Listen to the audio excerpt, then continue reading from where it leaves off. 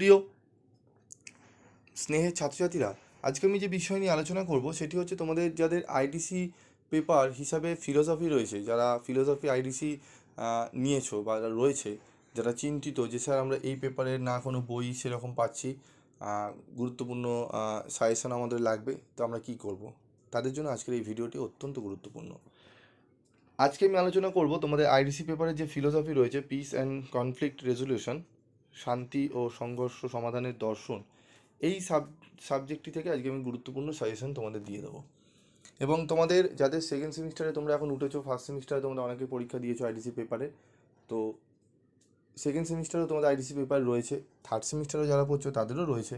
তো বিভিন্ন IDC paper তোমাদের কিন্তু 3টে ইয়ারে কিন্তু চেঞ্জ হয়। দেখবে আইডিসি 1-এ, আইডিসি 2, আইডিসি 3 ভাবে লেখা থাকে, কিন্তু নিচে সাবজেক্টগুলো কিন্তু চেঞ্জেস থাকে। তাও তুমি আইডিসি এডুকেশান দিয়েছো ফার্স্ট সেমিস্টারে, এডুকেশান কিন্তু পরের সেমিস্টারে আইডিসি পেপারে থাকবে না, অন্য কিছু থাকবে।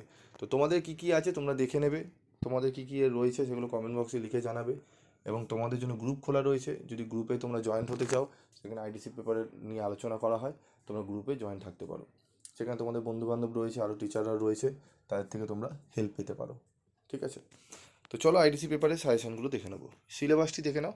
প্রথম অধ্যায় রয়েছে শান্তিবোধ, দ্বিতীয় অধ্যায় রয়েছে শান্তি স্থাপন, বিভিন্ন মতবাদ স্থাপনে, তৃতীয় অধ্যায় রয়েছে জেন্ডার ও শান্তি, চতুর্থ অধ্যায় রয়েছে শান্তি ও সংঘর্ষ সমাধানের কতিপয় দার্শনিক দৃষ্টিভঙ্গি। এখানে কোশ্চেন প্যাটার্ন থাকে, 5 মার্কসের কোশ্চেন আসে, 10 অথবা 15 মার্কসের আসে। যদি অনেক জায়গায় দেখা গেছে কলেজে 10 নম্বরে 2টো প্রশ্ন বা 3টে প্রশ্ন দেওয়া হয়েছে, 5 নম্বরে 4টি প্রশ্ন। ঠিক আছে, এরকম এসছে। আবার 15 নম্বরে হলে 2টি 15 নম্বরে এসছে, 5 নম্বরে 4টি এসছে। তো কমন 5 নম্বর 4টি 5 নম্বর আসে, ঠিক আছে, মানে করতে হয়। এবং 10 নম্বরের প্রশ্নগুলো আসে কীরকম, 5-এরগুলোকে স্প্লিট মানে যোগ করে দেওয়া হয়, 5+5, বা 15 থাকলেও তাই হয়, 5 এইভাবে। ঠিক আছে, তো 5 নম্বরের প্রশ্নগুলো বিশেষ গুরুত্বপূর্ণ, তাই আমি আজকে 5 নম্বরের প্রশ্নগুলোই তোমাদের সামনে তুলে ধরবো, গুরুত্বপূর্ণ। ঠিক আছে, দেখে নাও। তো দেখো আমাদের গুরুত্বপূর্ণ 5 নম্বরের প্রশ্ন। ঠিক আছে, এবং তার আগে বলি, আমাদের কিন্তু স্টাডি মেটেরিয়াল নোটস তোমরা অ্যাভেলেবেল পাবে, অত্যন্ত রিজনেবল প্রাইসে পাবে, এবং প্রায় প্রত্যেকটা সাবজেক্টেরই তোমরা পাবে। IDC history, IDC Bengali, IDC philosophy, IDC education, ঠিক আছে, আইডিসি তোমার রয়েছে আমাদের তোমাদের ইএনভিএস, সমস্ত পেপারে মোটামুটি তোমরা পেয়ে যাবে। ঠিক আছে, তো যারা নিতে চাও তারা 7278981430 এই নাম্বারে যোগাযোগ করো। আবার বলছি 7278981430। ওকে, বোঝা গেল? দেখো প্রথম প্রশ্ন, শান্তির ধারণা দাও। শান্তির প্রকারভেদগুলি লেখো। নেতিবাচক শান্তি এবং ইতিবাচক শান্তির ধারণা বলতে কি বোঝো? টেকসই শান্তি বা স্থিতিশীল শান্তি সম্পর্কে টিকা লেখো। সেক্স ও জেন্ডারের মধ্যে পার্থক্য লেখো। শান্তি সম্পর্কে গালতুংয়ের ধারণা সংক্ষেপে আলোচনা করো।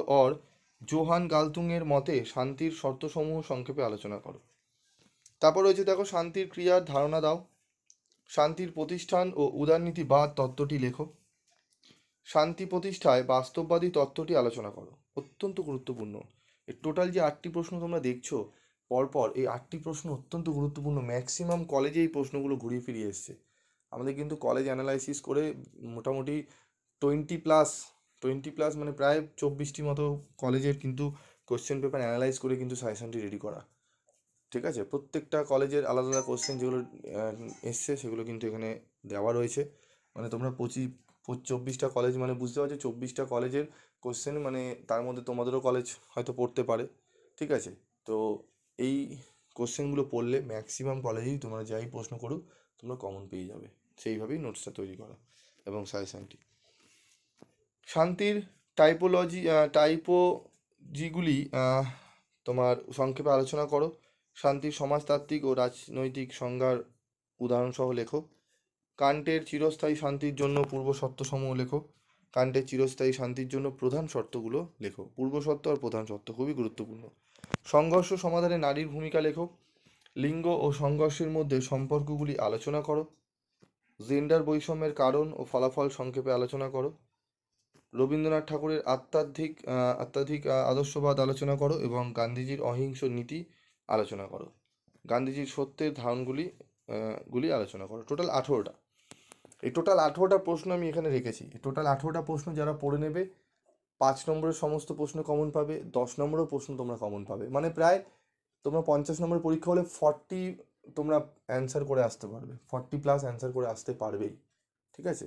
এমনভাবে সাজেশনটি রেডি করা, বা তোমরা 50 তো পারবেই, আমি মিনিমাম যেই কলেজে হয়তো অনেক ঘুরিয়ে ফিরিয়ে কোশ্চেন করছে সেখানেও আমি বলবো তোমরা 40তে অ্যান্সার করে আসতে পারো। হয়তো 5 হয়তো একটি 10 নম্বর একটু এদিক ওদিক হতে পারে, তবুও হবে না, কারণ সেইভাবেই করা রয়েছে।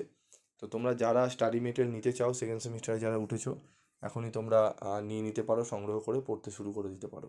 তোমাদের ফর্মে দেখবে কী লেখা আছে, যদি বুঝতে না পারো তোমরা গ্রুপে জয়েন্ট হও, গ্রুপে পাঠাবে, আমি তোমাদের বলে দেবো তোমাদের কী কী সাবজেক্ট রয়েছে, সেগুলো আমাদের কিন্তু সার্ভিসগুলো প্রোভাইড করা হয়। আজকের মতো ভিডিওটি শেষ করছি, দেখা হচ্ছে পরবর্তী ভিডিওতে। সকলে ভালো থেকো, সুস্থ থেকো।